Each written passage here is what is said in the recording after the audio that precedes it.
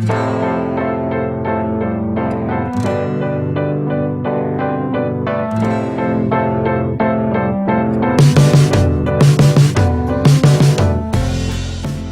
morning, everyone. I'm Megan Culliff, along here with Scott Michlin. Good morning. It's Thursday, December 3rd. Today. It is. Week 38, we said, right? Week 38. Oh, my goodness. Yeah. Yeah. Wow, that's quite it's a the number. response. Yes, it's just a number. Well, I think we're all pretty wiped. Yes, but we're still here. We're still here. And there's still important information to share. And we must remain vigilant. Exactly. So that's one of our messages for today. That's right. We must. You're right Yeah. about that. Because the virus hasn't gone away. Right. And it's actually still around, and probably even more so. Not probably. Yeah. It's the Well, worst the numbers will... than we've seen. Well, I'm afraid back that up. But yeah, anyway, but we're glad that you're with us, everybody. We've got a great program lined up to share a lot of information with you about what is going on in our local community, which is why we do this program twice a week. To share that with you, we're going to hear from our local doctors, great friends of the show. They are. I'm Right? ready to get... I'm going to get them T-shirts We need for to have Christmas, them. I think. They need T-shirts, I think. I don't know if they'll ever wear them Well... at work. But they can Probably wear not them at work, maybe but maybe around. You never know. Maybe like when they mow the lawn, like one of those T-shirts. Really? Yeah. Okay. Cut off the sleeves. Right. Okay. All right. I'm going to ask Dr. Philpott about that next time I see her. If you're listening, Yeah. Dr. Philpott. How many sleeveless T-shirts do you wear when you mow your lawn, doctor? Whatever. Doctors are people too. They have to mow the grass. Of course. Or I think they have kids, and they have the They kids have mow the kids grass. that mow the grass. That's why you have kids, isn't That's it? the biggest. Yeah, slave labor. For all those household I chores. mean, family chores. Yeah. Yeah. Anyway, they're precious. But They are we precious. digress. We major digress. We're also Let's going to get hear. back on the horse. We're also going to hear from our local PIOs from San Juan County and the city of Farmington about some of the things that are reopening. Of course, we had that 2-week reset, and so we got through that, and now we're on this color-coded, and we'll talk about that a little bit too. But now even at code red or level red, some businesses are allowed to reopen at lower capacities here in San Juan County and the city of Farmington. So we're going to get an update on what that means. What you can do. And what you still can't I do need an update because that thing, it's getting pretty complex out there. A little bit. So anyway, so let's get started, right? Yes, What do you say? let's do it. Let's get going the way we do it. And we always like to start off with local information about testing and other events that are going on. So again, we remind you that there is a flu shot clinic on Saturday, December 4th at the San Juan County Public Health Office. That's from 11:30 a.m. until 12:30 p.m. It is going to be another kind of drive-through event. That is in Farmington, the San Juan County Public Health Office on South Miller. And so that's fairly easy to find. It's off of Broadway, heading down towards Murray, and it's on South Miller. So you can check it out there. But they do want you to pre-register before you get there. But again, this is probably one of the remaining free opportunities to get a flu shot this season. And they certainly are still advocating that everyone get a flu shot because we don't want to overwhelm our hospitals with flu or COVID or anything else. So interesting. They want you to pre-register for a flu shot. Yes. Which is something that we don't really track, huh? Well, I think it's probably to get, usually Make you fill sure out a you form. have enough tests. Yeah, that's we true. filled out a form when we got our flu shots. Not allergic to eggs. And this is probably online to Yeah. do that same thing, so then you can just go right through. Yeah. And they know Good that point. you've done that. So Fair point. I Fair imagine point. that's what's Got it. going on. But anyway, good. That's a good point that you I made don't know. too. Yeah. So there you go. COVID testing. Okay. We want to talk about that. It's still happening. Obviously, they are really ramping it up and trying to make it available. So today, here at San Juan College, we have another opportunity for COVID testing from 2:30 until 4 p.m. And then everything is moving to McGee Park beginning tomorrow. And so there's McGee Park COVID testing tomorrow, Friday, December 4th from 2:30 to 4 p.m. And then all of next week, every day next week. Monday, December 7th for a radio audience, McGee Park, 9 to 10:30 a.m. Tuesday, December 8th, McGee Park, 2:30 to 4 p.m. Wednesday, December 9th at McGee Park from 9 a.m. until 10:30 a.m. Thursday, December 10th at McGee Park from 2:30 until 4 p.m. and Friday, December 11th from 2:30 until 4 p.m. at McGee Park. And I believe I was told that this because of the colder weather and there's a little bit more room out there at McGee Park and maybe some of the folks are not out in the tent like all day to Right. administer these There's tests. a lot more room out there. So that is the reason I believe for the location change. But in any event, that's We're what's not gonna going watch on. the horse races while we wait, No. because that would be awesome. Right. It's a nice energy boost. Yeah. I'll That would be suggest nice. it. I don't think we can do that. Calling this afternoon. Okay, you let them know about that. Anyway, they want you to pre-register again if you're heading out for a test, and just give them a call. And the phone number, if you need help to get registered, 327-4461, 505-327-4461. But the website, cvtestreg.nmhealth.org. Yep. That's what you can do. Good. So there is that information as well. We want to talk about another type of test that's now available in San Juan County, and that is, again, through the Department of Health. This is the saliva-based rapid testing, and I know you are tested fairly regularly for your job, right? Test it, yeah, basically every other week or so. Every 2 weeks, every other week? Roughly, yeah. Okay. So. But you've gone through the other test. Yes, that jabs yes. not jab, but Jabs. You're not supposed to jab. no. On You're doing it Monday, wrong. yeah, on Monday we actually were just self-testing. This is the nasal ourselves, swab the nasal test. swab. So you're just kind of. You're- I've gotten really good at it, so I can just be having a conversation while Wow. I swab my nasal cavity. Good for you. But this is different. So this is not nasal. Much more comfortable. This is now using a saliva-based rapid testing, so you're just kind of swabbing your mouth, Your cheek, yeah. your cheek. And so this is a little different. So if the nasal swab has kind of turned you off from getting tested, this is a different way to do it. It is being offered every day from 10 a.m. until 3 p.m. At the Judy Nelson Elementary School in Kirtland, which is at 44 Road 6580. And then the results will be available, obviously, like the other results. That's right. An important point here. It's kind of in the fine print, but it's really important, which is do not eat or drink up to 20 minutes beforehand. Right. Or else it'll be like, oh, Whoops. Pop-Tarts. That's your test result. Right. Good point. So depending on how busy they are, that could be just waiting in the line for 20 minutes, and then you're good to go. Yes. So But do not if do not, that. you should not. Don't waste a test. That's right. And then we're showing the map on the screen of how you get to the testing site at Judy Nelson. And so you're kind of entering off of Highway 64 before the school and kind of driving around the school and then getting into the testing site. So there you Yes. go. Okay. I believe we have our two guests on the phone do it. to talk with them, and I just would like They to. are so on the ball. They are. We love them too. They're on friends of the ball. show too. They are friends of the show, so that's 2 more T-shirts you need to get. Okay, fine. There you go. But anyway, good morning. You're on KSJE. Thank you for calling in this morning.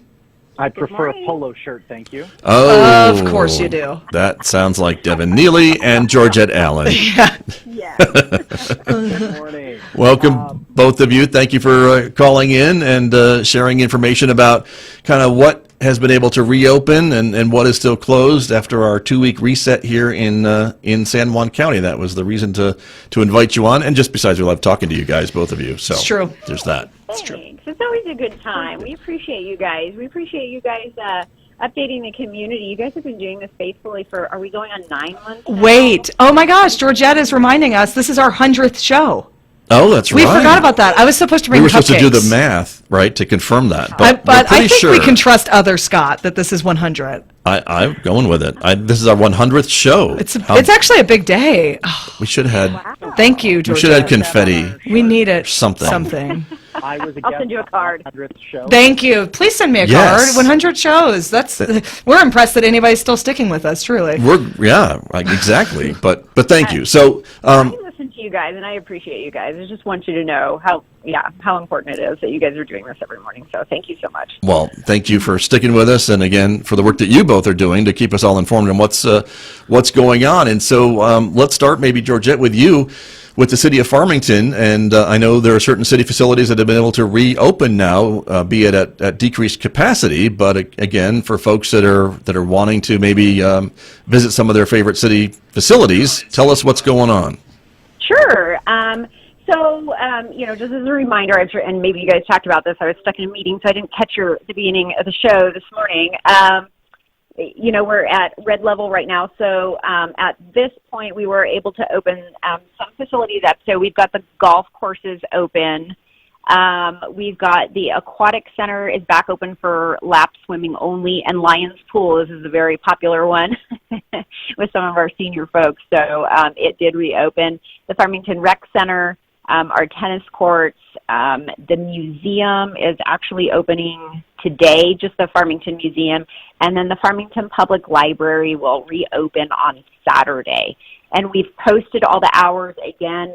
There's modified hours of operation, and so all that information is available. I won't go through it on here, on our website on each respective page. So. Great, and I'm assuming that the decision on which places to open is kind of a mix of community engagement in those places and how important it is to keep one element of our health up, but also just estimated risk. Yeah, absolutely. Well, I mean, it's falling within the guidelines of the public health order. It's spelled out in there what is able to open at this time and at what capacity. So, again, the programming that they're offering at some of the places like the Farmington Rec Center, it's going to be modified and limited capacities in accordance with the public health order. And again, all of that information is on the website, on the city's website, the fmtn.org, under the respective pages. Sorry. There you go. That's okay. I'm having a Monday what is the day? Today's Thursday. Today's Thursday, Yeah, exactly. so exactly. We're all having perpetual Mondays since okay. March. It's okay. That's all right. It happens. That's all right. And so, Devin, what about at the county? Can you give us an update on what's going on with San Juan County facilities? Well, frankly, very little has changed. Administrative offices are still by appointment only. We ask that you either call ahead to make sure that you truly do need to come down to the building. In many cases, if you just need to drop something off, we have a drop box for taxes. You can pay your taxes online. There are numerous ways to take care of that. If there is a service you need in person, we ask that you make an appointment by calling ahead. Many times, though, if you show up here, we'll do our best to accommodate you. But the only real change that we've made is we are able to reopen Riverview Golf Course. And so Riverview is going to be open again, and that is, of course, following the state's guidelines for how to operate in a safe manner. And the grill at Riverview Golf Course, carry out only, and we do have some patio seating if it's warm enough.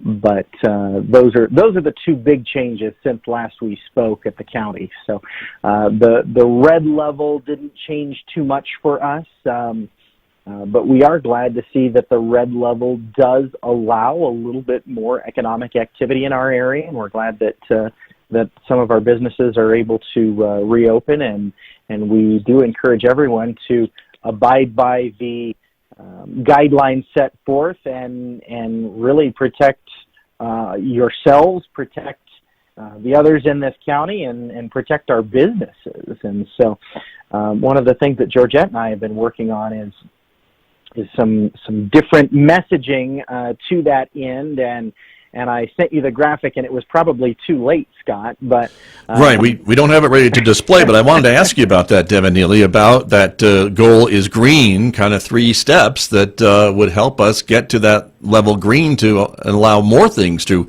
reopen and more activities, right?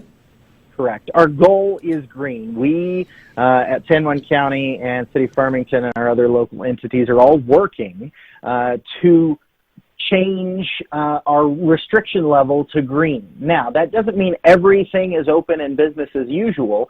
That means that there are less stringent restrictions upon our businesses. We can have more economic activity, and it also means that there's protection to our friends and neighbors and family and others in this community, because those folks, there is a reduced risk of transmission of the virus. This isn't just about dollars and cents. This is about human beings.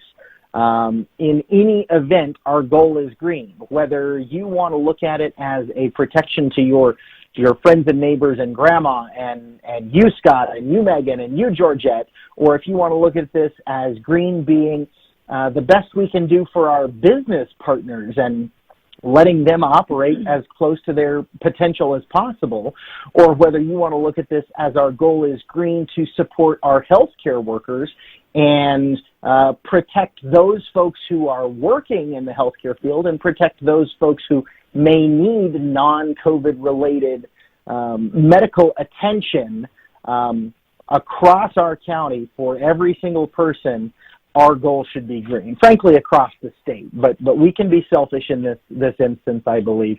And so with the our goal is green campaign, how do we get there? How do we do that? How do we get to green? And I have 3 very simple bullet points. Megan, you'll be able to remember these, and you'll be able to tell everybody this by the time we're off the phone today, okay? That's Number 1, completely true. You know how I have the vault brain. I do. I know. That's why this is easy. Everybody can do this, okay? So number 1 is mask up. And I just found a study from the Mayo Clinic. The study has not yet been published, but their initial data indicates that wearing a mask reduces your risk of transmission of the virus just phenomenally. There is comparison, and I'll be happy to send this to you, Scott. This is good fodder for you. But there is comparison of wearing a mask, a surgical mask, a fabric mask, no mask, and then comparisons at different distances, 1 foot distance, 3 foot distance, and 6 foot distance. And the bottom line is masking and distancing work. The transmission of the virus, the potential to transmit the virus goes from a 100% transmission possibility at 1 foot with no mask to less than 0.5% with a mask at distance. Even with a mask and 1 foot away from a carrier, your transmission possibility is reduced just dramatically. So number 1, mask up. Help us get in the green. Our goal is green. Number 1 is mask up. Number 2 is shop in a safe manner. There are businesses open, not everything and not to 100%. There are businesses open. We can support our local businesses. We can support the local economy, but we can do so in a safe manner. Just 1 person goes to shop. I don't want to go shopping anyway. Why would you take other people and subject them to that? Well, can I add to that really quick, Devin? Please. Sorry. It's also courteous to others. So right now, because of the limits on how many people can go into the store at a time, think about that. So if you bring 5 people with you, the people behind you are waiting even longer to get in the store. I'm thinking about this last night because I had to stop at the grocery store on the way home. And it's just, me there. But you bring more people, and not only is it an exposure issue, but I don't know, I see it as also a courtesy in the way of, people are trying, get in, get what you need, get out of there. Don't bring a ton of people so we can all, get through it quickly. So there's not like really 100 people in line. I saw somebody was reporting they had went to one of the bigger stores the other day, and there's like 100 people in line. So think about it. If you're bringing your entire family, people are waiting out there, and it's cold and and miserable, and people just want to get in and get what they need and get home. Good point. That's a good point. Thank you, Georgette. And I know, Devin, that you also talk about curbside pickup and delivery, some of the other options that are available at many stores, not all, but many of them, and many times for free. So folks can take advantage of some of these things too, correct? Correct, yeah. It's so easy to shop in our community. It's so easy to shop. All of these retailers are making it as easy as possible for you. I saw over the weekend one of our downtown businesses was posting videos online, and all you had to do was tell them what you wanted, and they'd bring it down front and take your credit card back in and run it, and you were done. And that for that business specifically, that's kind of a leap in technology, light years from how many of these businesses operate. But they want to make it easy for you. They want to make it safe for you. Do your part by making it safe and easy for others as well. So Absolutely. If you're shopping, just send 1 person, wear a mask, and the triangle, limit your interactions on a daily basis so you limit the number of people you come in contact with. Great. And, of course, step 3 is get tested, right? Bingo, bango, bongo, and you touched on that this morning. The curative site is up and running in the county. 250 slots per day for folks to go and get tested, and it takes just seconds, literally seconds. You pre-register, you pick the time, you go to Kirtland, you rub the thing around in your mouth, and you mentioned no eating or drinking, but I'll also mention no smoking for 20 minutes before you take the test to ensure a high reliability in that test. But it's seconds. It's absolute seconds. And the bottom line is, the more people that get tested, hopefully we'll have more healthy people getting tested. Our test positivity rate comes down. But in addition, if you are an asymptomatic carrier, if you're tested, you know you're sick, you limit your interaction, you quarantine yourself, you stop interacting with others, and that's where the virus stops. It stops with you once you know you're sick. And we absolutely have asymptomatic spread in this community. There is no two ways about that. There are cases of asymptomatic spread. People feel fine, they're going about their daily business, and they're infecting numerous people as they do so. Right. That's right. So, That's 3 points. Mask up, shop in a safe manner, get tested, and get us back in the green. That's absolutely correct, friends. And so we want to thank you guys for coming on the show, Georgette Allen and Devin Neeley from City of Farmington and San Juan County, respectively. Thank you both for the update. Yeah, Thank you. Thanks for having us, guys. All right. You are welcome. We appreciate them calling in with that information. And, of course, the goal is green, and so that's how we can get there. The goal is green. With this new state rule of getting to getting to be able to reopen more and doing it on a county-by-county basis. We don't have to wait for the rest of the state to get to green. We can do it ourselves in San Juan County. Right, which I think was a smart addendum, Me too. assuming that you're not. I wonder how many county-by-county, travel, how much of that happens. I'm sure a little bit, Yeah. but again, we're not supposed to do that either. So, Truth. if we stay where we're supposed to be, Great that reminder. could be helpful. Great reminder. So there you go. All right, we want to continue to share some of the information. We talked about the testing. I think we need to just get an update from Johns Hopkins because they're, of course, tracking all the numbers around the country. And Yes. so where does that lead us today? Number of confirmed cases in the United States is now at 13,931,901. So we'll be at 14 million by the end of the day, probably. That's my assumption. But Right. U.S. confirmed deaths, we are now at 273,848. Okay.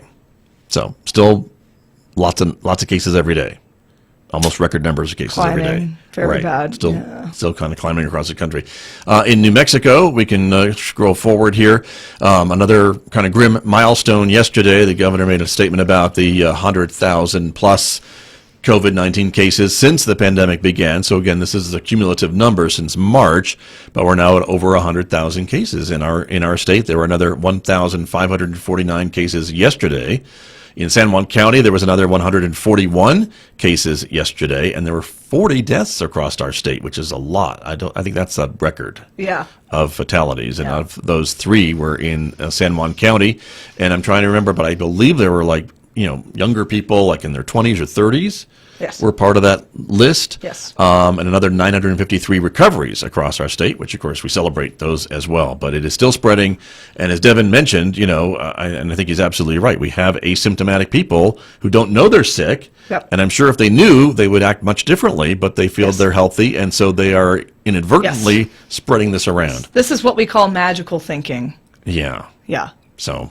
Because I can't see it, it's not there, even though all Right. of the research has told us over and over and over again That there was you can be an asymptomatic spreader. Right. Yes. And if you don't know that, then so again, take advantage of these tests. The other screen we wanted to share with you again is the Navajo Nation numbers. They had a record yesterday of 310 new cases in one day, 2 additional deaths on the reservation. So they're now at 17,035 cases, 658 deaths across the Navajo Nation. But again, they are still in their 3-week lockdown reset, which ends this week. We'll see if that gets extended or not, or what the Navajo Nation decides to do about their spread on their land. But again, they're still getting lots of high cases. And again, we haven't even seen, I'm afraid, the numbers from Thanksgiving if folks got together. So that's going to be we have about next week, maybe. next week. Yeah. So we'll see about that. Another thing we want to show you again, we have this red, green, yellow reopening plan from the state. Monday we showed you the map, and Los Alamos County was in yellow, and now they're in red. And the yellow now is in the this other county, and my New Mexico geography is failing me at the moment. But it's certainly... Don't look at me, I'm new. It's certainly not Los Alamos County or Santa Fe County or Bernalillo County. I will find that out. I think it might be Torrance County. It's certainly in a rural area. There's not one dot of city there. There isn't. Yeah. But anyway. Yeah. But San Juan County is still red. McKinley County is still red. Rio Arriba County is still red. Sandoval County is still red. So all of the counties that border us are red. Right. So we're all under the same information. And maybe someone will tell us on Facebook of what that county is. But I don't know. I'm sorry. My Mexico geography like I said, don't look at awful. Me. But if we look at San Juan County, so this map is updated every other Wednesday. So this is as of yesterday, the newest information. And if you can't read that on the screen, San Juan County, again, from 11/17 to 11/30, November 30th, again, our positivity rate is 16.8%. And that is why we are in the red. We have a test positivity rate 5% or greater. Cases per 100,000 people is 89.5. Yeah, and it So looks that's like where we are. the age demographics of the 20s and 30s are positive at a higher rate. Yeah, look at that breakdown on the side. I added that graphic just to show you. Again, it's kind of equally divided still roughly between men and women. Women are at 52.6%. But yeah, that age breakdown, when we think about this only affecting the older population, we're seeing really high numbers early on. Like, again, in the 20s and 30s are kind of our highest cases. Yeah. Well, Dr. Philpott will touch on that. Yes. In a bit. In just a second. Yeah. So the watch list, we wanted to talk about that. Again, so we talk a little bit about some of those cases. San Miguel County, that is the one that's in the yellow. Thank you, viewer. Or no, we have, someone thinks it's Torrance, someone thinks it's San Miguel. San Miguel, Torrance, All we have a battle going on. I'm going to look it up. Anyway. Okay. But there you go. Well, let's kind of clear the screen, and we can maybe show a little bit about what we're looking at on the watch list. So again, Advantage Dodge, Core and Main Waterworks, Malloy Honda, Smiths, Walmart, East Main, Central Consolidated School District in Shiprock with rapid responses of between 2 and 4. And the next page would be Country Club Elementary, Kirtland Central High School, Kirtland Elementary, Newcomb High School, Nijoni Elementary in Shiprock, and Northeast Elementary in Farmington. All of those have 2 rapid responses, but there is no new business on the closer list in San Juan County. Okay. And I think they've changed the rules a little bit about why that is after closing down the West Main Walmart. So we're not seeing businesses closed as quickly off the watch list. But that's the watch list, again, shared on the New Mexico Environment Department website. And that's it. Right. So there you go. Very We're good. up to date. All right. We talked to our favorite doctors. Yes. And so let's go to that interview right now before we do anything else. Great. All right, here we go.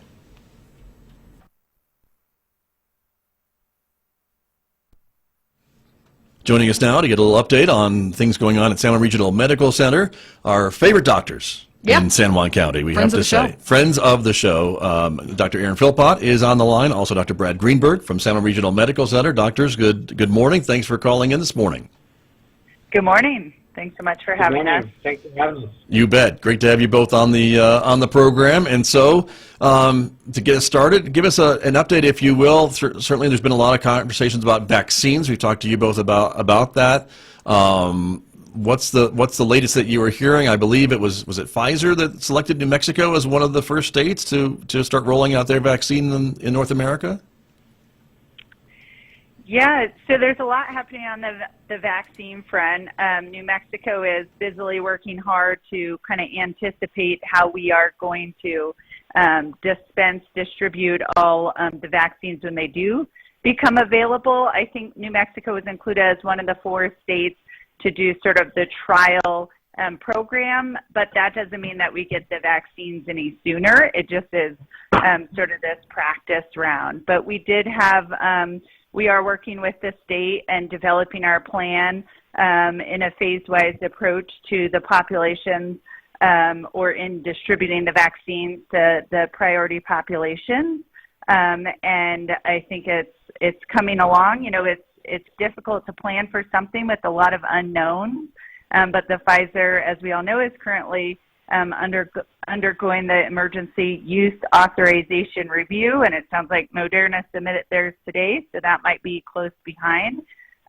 So we should have some, you know, the word on the street is that we might have vaccines for our frontline healthcare workers sometime in December. I've heard a variety of dates, but likely sometime in December, which is really exciting. Great. And maybe we can break down the emergency use authorization stuff. I know that there are still, folks that are a little reticent about a vaccine. Not me. I would take it first, just so you guys know. If you get a shipment in, I'll go first. But there are some concerns there. And what is an emergency use authorization as compared to the process that they normally take? Yeah, so I think the American public is a little bit off-put by the news and the media surrounding hydroxychloroquine, which that too had received a EUA. I think the vaccines have gone through a very distinctive process. I think to date, the phase 1, 2, and 3 trials have proceeded very similar to what they would over the usual FDA approval process, which, for a vaccine can take about a decade. So everyone's wondering, how did this happen so fast? How could we really get good safety data so fast? And I think there's a few factors to it. The mRNA vaccine platform is one that we can develop rapidly. Unlike flu, you don't have to grow it, when the egg and develop it or figure out how you attenuate the virus. So that has expedited sort of the time from development to market. The phase 3 trial sizes are very similar to other historical vaccine trials, which are 30, 40,000 people in the Pfizer and or in the Moderna and Pfizer respectively. So the trial sizes are of adequate size. We haven't deviated from that. The real difference that we're seeing for these vaccines that are undergoing EUA or review for emergency use authorization is that we won't have the opportunity to get that long-term safety data, which is acquired over 10 years. We will have at least 2 months on all the vaccine candidates, which is what the FDA put out. I think it's important to note that historically most vaccines safety concerns or safety events do happen within that time period. And there's very few events that subsequently happen over that 10-year time period. So that's really kind of why these vaccine candidates are seeking the emergency use authorization approval versus going through the full decade of research as would a normal vaccine. To get it out there and get it to the public, considering kind of the risk benefit of, 250,000 people dead from COVID to date. Right. Definitely true. And Dr. Greenberg, I wanted to ask you a little bit about this idea of getting a vaccine to our frontline workers, our healthcare workers, and maybe our elderly in nursing homes and things like that. I would hope that being vaccinated against COVID would lower some of the stress levels that maybe we're getting at our hospitals and things like that, because I know you folks are working very hard, very quickly, and really nonstop almost during this whole time. What do you think a vaccine would mean for you and your colleagues? Well, I think that we're all hopeful that a vaccine would reduce our overall demand and the pressure on the healthcare infrastructure. One thing I do want to echo what Dr. Philpott said is that just because this happened fast, or it seems like it's fast, doesn't mean that there were corners that were cut. And I think that and when Dr. Philpott talks about the subsequent timeline after a drug is released, that's actually a standard thing that does happen, and it has a term. Like we talked about phase 3 studies, which are structured either randomized blind clinical trials or whatnot, but very large volume, large number of people getting this study to look for efficacy. Well, phase 4 is actually a post-release survey, which is ongoing surveillance, which happens after a drug's released. And so, that's essentially where we would enter, sort of all collectively, by looking at this risk and benefit. And indeed, Scott, there really is a need to try to figure out how to get the pressure off of healthcare infrastructure across the country. Really, healthcare infrastructure, hospitals, public health groups, et cetera. Everyone is at a point either past or really at a breaking point. This is a very challenging pandemic. I think that if we can do essentially anything with broad-based public health efforts, social distancing, wearing your mask, to break this chain of transmission, we should do it. But also, like this vaccine, we're hoping that it will serve the same purpose. It'll break this chain of transmission. It'll reduce the likelihood of getting COVID if you already have been vaccinated for it. And if you do indeed get it, we're hoping that it would attenuate the illness so it would not necessarily result in a hospital admission or death. So we have a lot of hope with the Pfizer and the Moderna vaccines, working through all the supply chain challenges, and to put ourselves in a position where we can distribute it as soon as we've got it. So, but we're hopeful that it will reduce some of that pressure, but that's still an unknown. And so I have to underscore again how important it is for people to take this seriously and to really double down on social distancing, wearing the mask, washing your hands, and really just reducing your potential exposures. Just follow the guidance of the governor and follow common sense. Very good. And speaking of doubling down on social distancing, let's tackle the Great Barrington Declaration. It came out in October.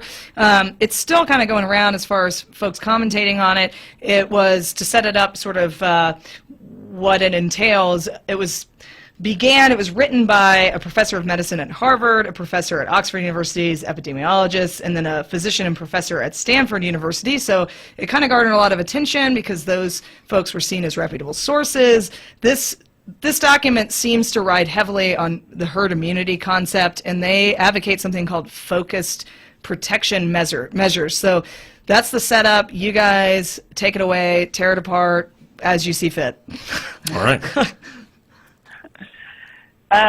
Well, I'm sure Brad has a lot of comments. I have a couple of comments. I think, in this current era of a lot of information through a lot of different platforms, I think it's really important to consider a number of things when looking at your news sources. I personally really enjoy the JAMA interviews by Dr. Howard Bachner. He brings on a lot of really well-known, experienced public health experts and intensivists and people in our field that really know the ins and outs of everything happening, true experts.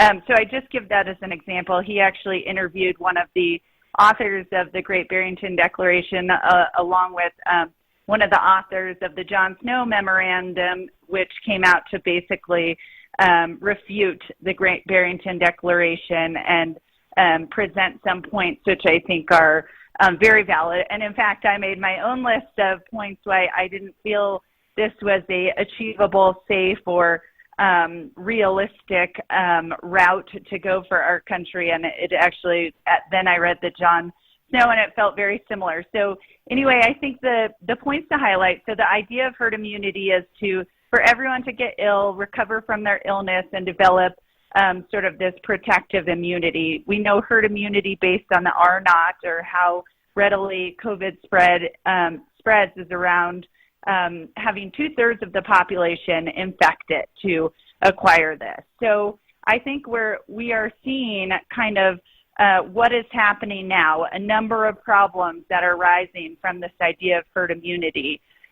So their first idea is really a concerted effort to protect this vulnerable population. I think the impossible thing, which we see every day at San Juan Regional, is who is the vulnerable population? We have a range of ages in our ICU, people as young as 30, as old as in their 80s, 90s. So you really can't just simply say you're vulnerable, you're not. We know that American Indians, African Americans, Latinos are hospitalized at far greater rates, die at higher rates. So how do you select out entire races of people to protect? There's a number of people with these undiagnosed risk factors for severe COVID, like diabetes or hypertension. So I think this notion of this being a black and white, vulnerable versus not vulnerable, is just not practical. We've put in place a number of public health measures within the nursing homes. In spring, we had a couple of large outbreaks in our local skilled nursing facilities, which were just devastating. We have since really tried, or the Department of Health and the nursing homes are working hard to contain their outbreaks, but it's very challenging. So I think this notion of focus protection is difficult, even if we know the vulnerable populations. And then I think they make kind of this sweeping suggestion that these mitigation measures are causing excess mortality or these untoward consequences like a reduction in childhood vaccines, some mental health effects, and people having heart attacks and not coming to the hospital. I would argue it's the virus itself causing this.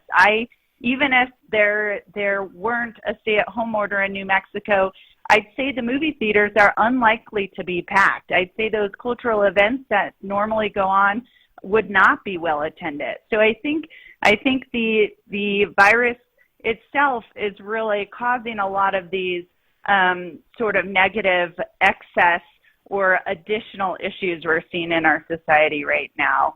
And then lastly, I'll just say, and then Dr. Greenberg can make his comments, the declaration does not seem to consider excess mortality and overwhelmed healthcare infrastructure. Like, as Dr. Greenberg said, we are all at or above capacity at this point in time, and as are most hospitals across our country.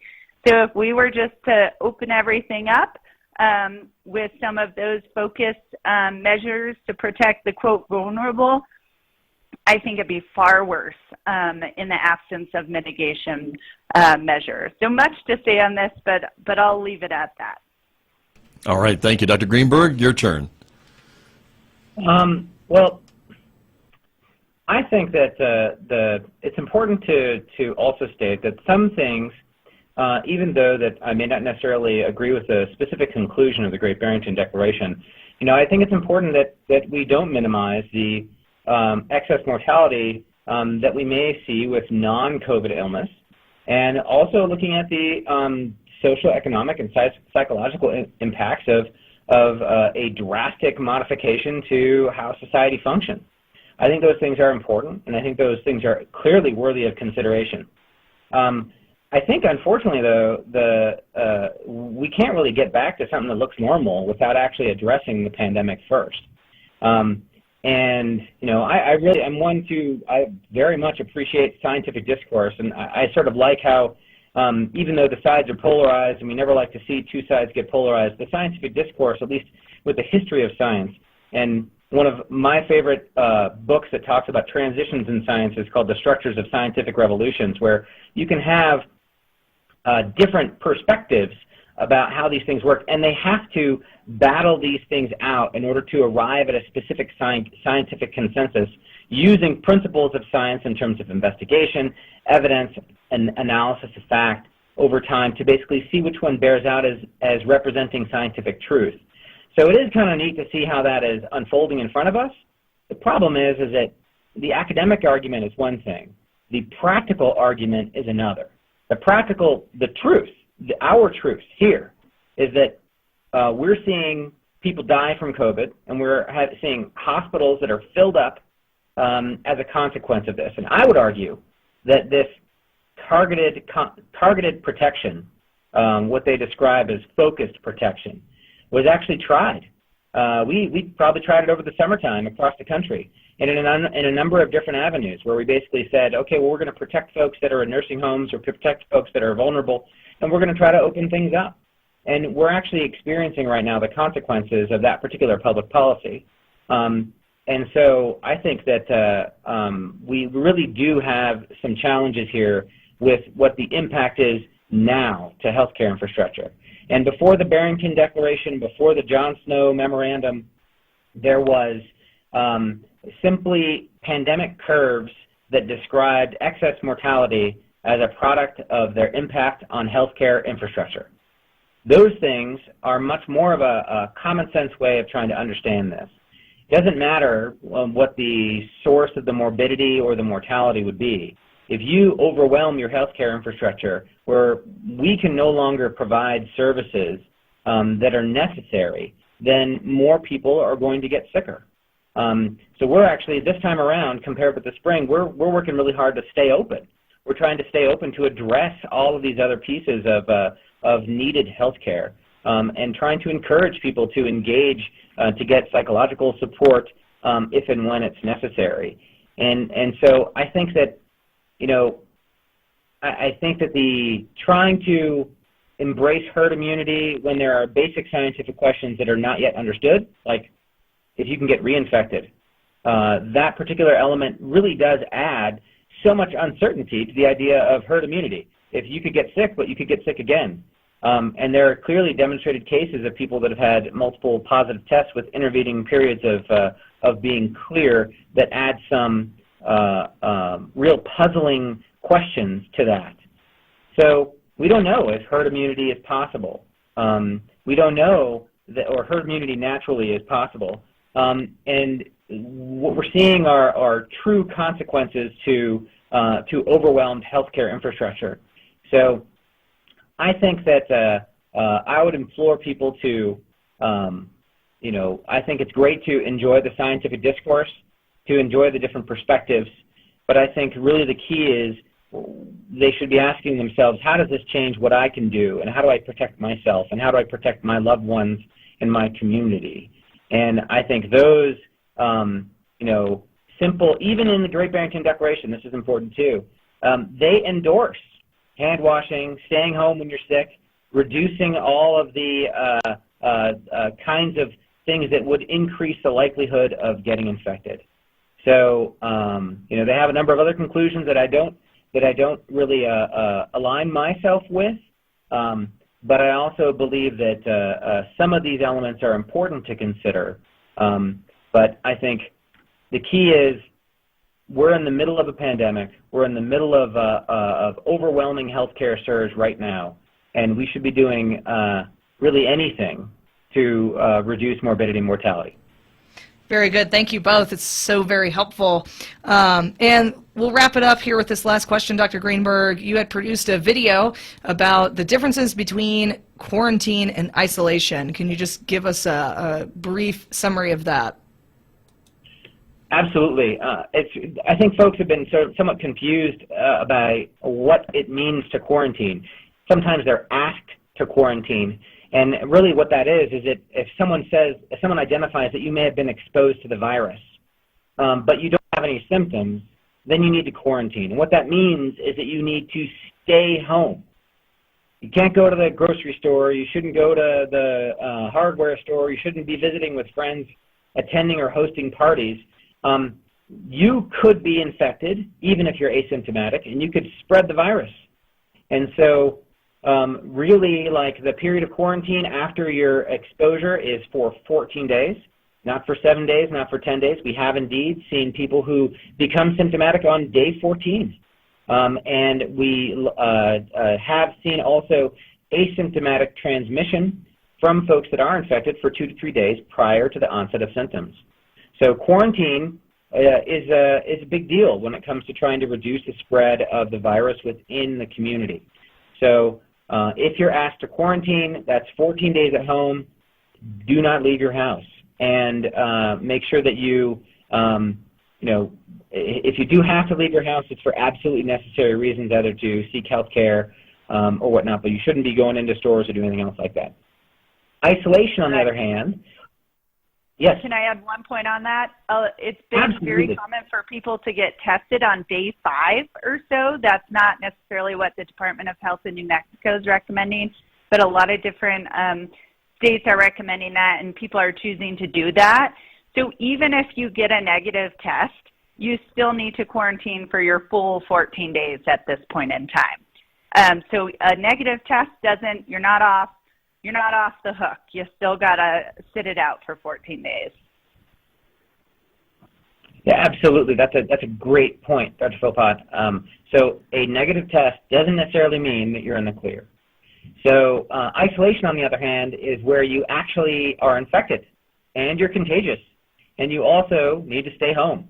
So quarantine, you may have been exposed. Isolation, you may have an infection. And so that was where you have symptoms of COVID-19 or you tested positive for the virus. And, you can test positive for the virus with or without symptoms, and you still must isolate.